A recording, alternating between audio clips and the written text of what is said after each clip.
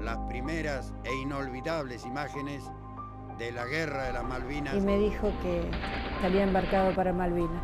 Mario trabajaba en la base de nave Puerto Belgrano. Fue atacado y hundido. Que estuvo en el General Belgrano. Yo me enteré de una forma terrible. No es lo mismo quienes fueron como soldados. No hablaban ellos, no hablaban con las señoras, no hablaban entre ellos. Pasamos de ser los héroes a los perdedores. Yo me sentí muy apoyada acá. Yo siempre estuve, pero como a un costadito de él. Las malvineras, las mujeres malvineras.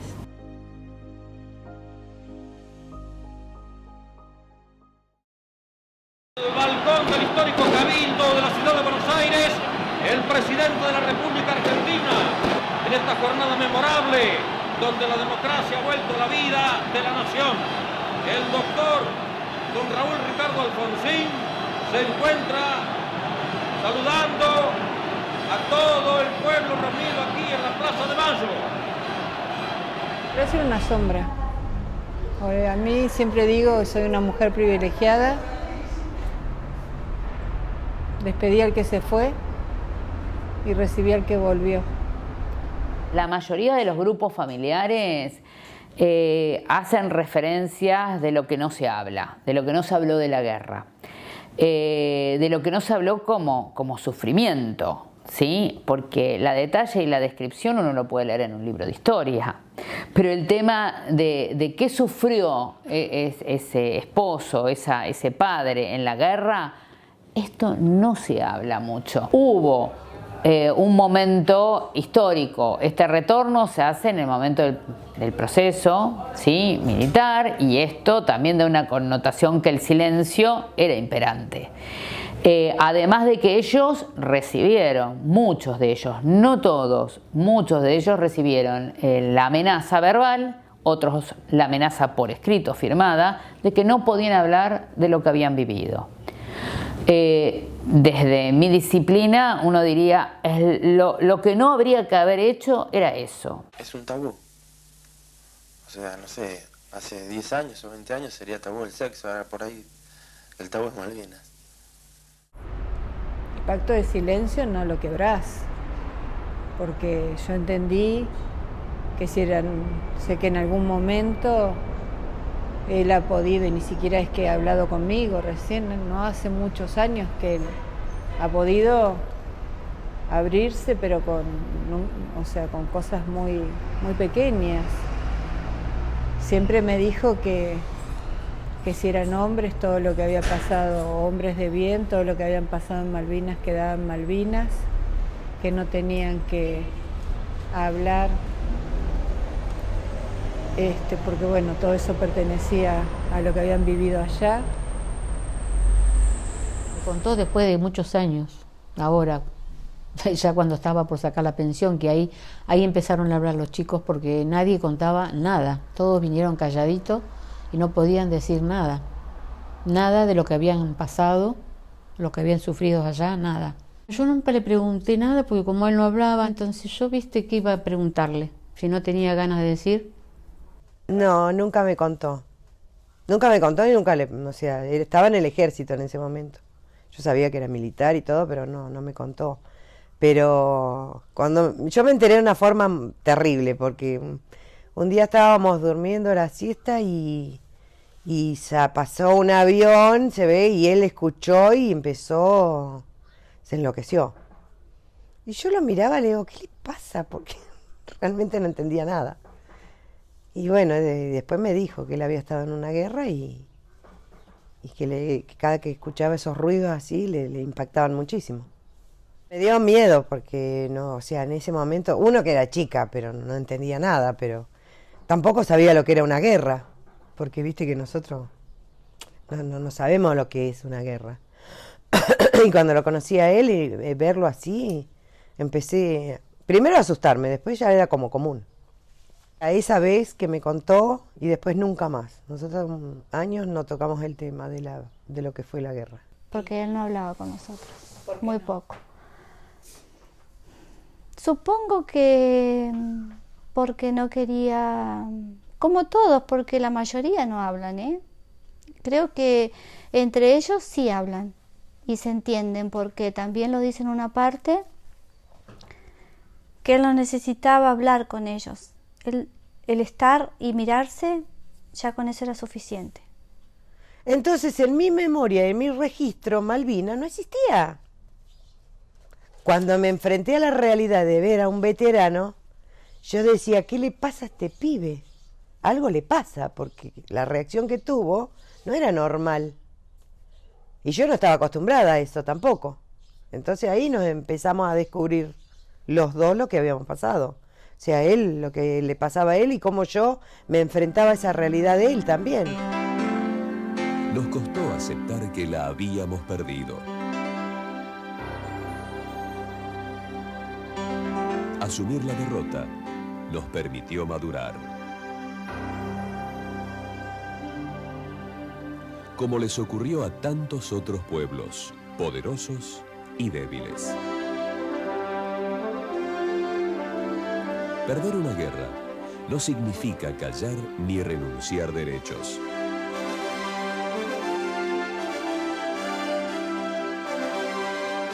Las guerras, aún perdidas, dejan enseñanzas. Si el gobierno se hubiera ocupado de cada uno de sus veteranos, tal vez nosotros no hubiéramos pasado las penurias que pasamos cuando yo estaba embarazada de Franco, por ejemplo. Y a veces pasábamos 3 días que no comíamos, o nació y no teníamos que ponerle, por ejemplo, no teníamos ropa. En lo personal, para mí, el Estado nunca me ayudó, en el sentido de que alguien venga y me golpee la puerta si necesitaba alguna ayuda psicológica, y yo era empleada civil de la base. No creo que a otra señora les ha pasado, no tengo conocimiento, pero en lo personal, nunca. Nos costó mucho también poder cobrar la pensión nacional a nosotros. ¿Por qué? Y porque viste que ellos tenían que golpear puertas, no es que el gobierno se encargó, que es lo que debería, lo que correspondía. Yo sí, es lo que yo pienso, ¿no? Yo creo que el gobierno tendría que haberse encargado de los veteranos, no tener que ir los veteranos a golpear puertas como todavía lo siguen haciendo. Yo me acuerdo que me iba con él, que era bebé, Franco, que era más grande que el de la mano en colectivo, hasta la legislatura, y sabía estar toda la mañana para que me atendieran. Y a veces no me atendían y me volvía. Nos costó muchísimo. Y él trabajaba, así que yo lo tenía que hacer yo. Vengo a honrar a los hermanos excombatientes de nuestras Islas Malvinas, a quienes protagonizaron la epopeya más gloriosa de nuestra historia cercana y reciente. Los vengo a honrar, los venimos a honrar sin rencores, sin demagogias, sin fines subalternos, sin especulaciones sectoriales o partidarias. Hoy venimos a rendirle un homenaje a la memoria positiva y creadora de nuestra patria para sacar fuerzas y ser capaces de construir una nación mejor. Usted de la presencia de los excomandantes ayer en la Anunciatura. Usted supo que estuvieron presentes, usted no los vio, pero estuvieron presentes. Invitado como presidente de la Nación. Y creo que estamos viviendo en una Argentina distinta, donde los odios eran la moneda corriente, los rencores, los enfrentamientos. Esto se acabó, felizmente se acabó. Reclamaban ciertos derechos, asistencia psicológica, pero también estaba la oferta de esos recursos y ellos no iban. Las barreras psicosocioculturales de una población, que pueden ser en cada comunidad diversas, en estas era clarísimo que una de las barreras es decir, yo quiero asistirme, tener un tratamiento en salud mental, pero por otro lado llevo mis años de estigmatización, esta comunidad atraviesa verdaderamente, no solamente es decir, como situación difícil de la vida la guerra, sino también los 10 años de desmalvinización. La posguerra fue muy dura. Esta falta de reconocimiento cuando no buscando un empleo y que les dijeran, no, vos sos un loquito, estos que vinieron de la guerra. Es decir, la estigmatización fue fuerte. Era doloroso escuchar que al principio, ¿no?, que eran todos unos loquitos. Eso era muy doloroso, porque no era así. Y el desmalvinizar fue... El Estado vio el error, entonces, viste cuando vos tratás de ocultar algo que sabés que te equivocaste. Y en ese ocultamiento afectaste a muchísimas familias de veteranos, porque los desprotegiste totalmente. Los suicidios eran porque la desesperación de no sentir la contención del Estado en un psicólogo, en un ver, no a todos nos afecta igual. Algunos pudieron salir adelante y otros no. Pero el ir a buscar un trabajo y que bueno, te dijeran, bueno, estuvo en la guerra y estabas loco porque estabas en una guerra y te dejaban sin laburo, también fue una forma de anularte, o sea, de marcarte a fuego, porque vos estabas desprotegido del Estado y la sociedad te tomaba como un loco. O sea, eso fue cruel. ¿Y qué hacía el tipo? Algunos salían adelante a vender bolsa, a trabajar de albañiles, y el otro se tenía que pegar un tiro porque no los resistió. O sea, mucha gente murió por eso. Como factor protector de salud para ellos cuando se empiezan a aglutinar en centros. Esto fue un factor potentísimo de salud para ellos.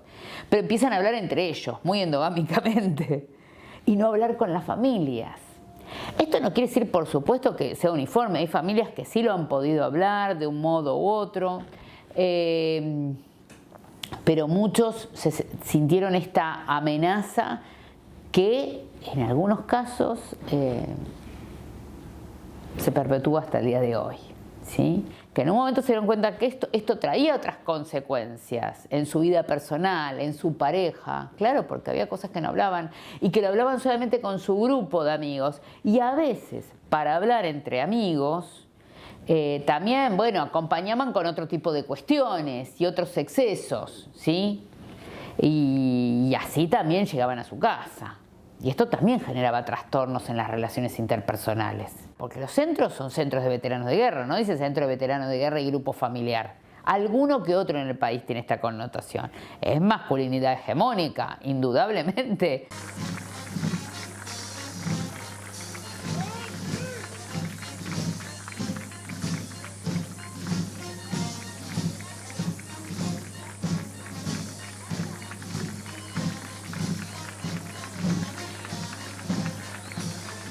Por ahí vos empezás a hablar de la guerra o empezás a hablar y tiene como una angustia reprimida.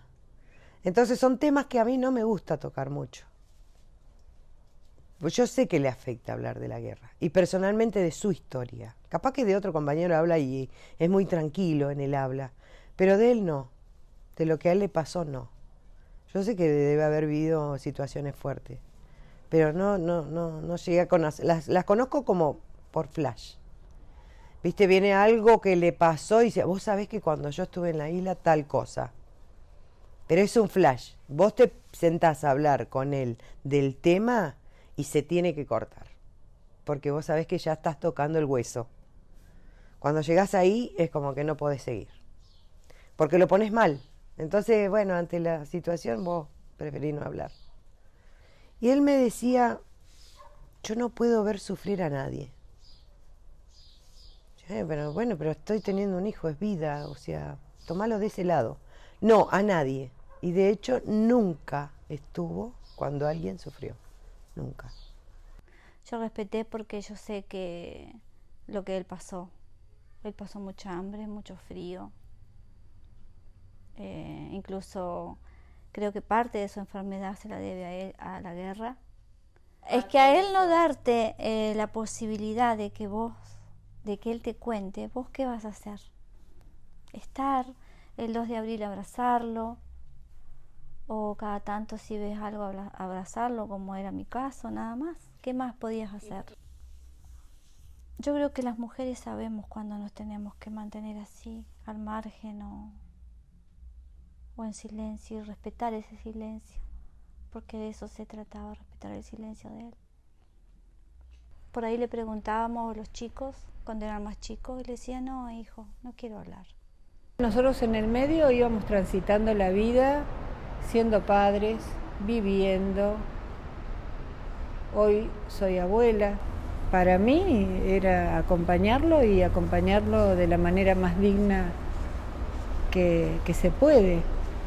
Yo creo que estas mujeres son grandes compañeras en esta historia, son grandes compañeras. Han estado muy presentes en su historia de vida, de cada una de ellas. Desde ese hijo que no volvió, ese hermano que no volvió, o de ese veterano que volvió pero no volvió.